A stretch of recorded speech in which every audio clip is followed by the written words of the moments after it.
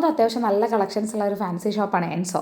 ഇവിടെ നിന്നാണ് ഭവിക്ക് ഇത്തവണത്തെ കുഞ്ഞു ബർത്ത്ഡേ ഗിഫ്റ്റ് നമ്മൾ മേടിച്ചിട്ടുണ്ടായിരുന്നത്. അത് മേടിച്ച് നേരെ പോയത് തൊട്ടടുത്തുള്ള ഷോപ്പിലേക്കാണ്.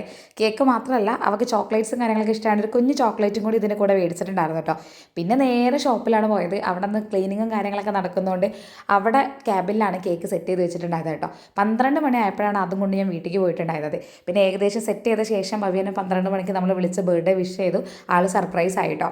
അച്ഛനും അമ്മയൊക്കെ രാവിലെ അമ്പലത്തിൻ്റെ പണിക്കാരുള്ളതുകൊണ്ട് നല്ല ടയേർഡായിട്ട് കിടക്കുകയാണ്. അതുകൊണ്ട് അവരെ ആരും നമ്മൾ ഉണർത്തില്ല. നമ്മൾ അവളുടെ ആ ഒരു സന്തോഷത്തിന് അങ്ങോട്ട് കൂടിയാടി. അവൾക്ക് കേക്ക് കട്ട് ചെയ്യുക, ഗിഫ്റ്റ് പൊട്ടിക്കുക എന്നൊക്കെ പറയുന്നത് ഭയങ്കര സന്തോഷമുള്ള കാര്യമാണ് കേട്ടോ. അവളുടെ ആ സന്തോഷം തന്നെയാണ് ഞങ്ങളുടെ ഏറ്റവും വലിയൊരു സന്തോഷം. ഇപ്പോൾ തന്നെ നോക്കി ഈ ഒരു ഗിഫ്റ്റൊക്കെ പൊട്ടിക്കുമ്പോൾ അവളുടെ മുഖത്ത് കാണുന്ന ആ ഒരു സന്തോഷം കണ്ടില്ലേ.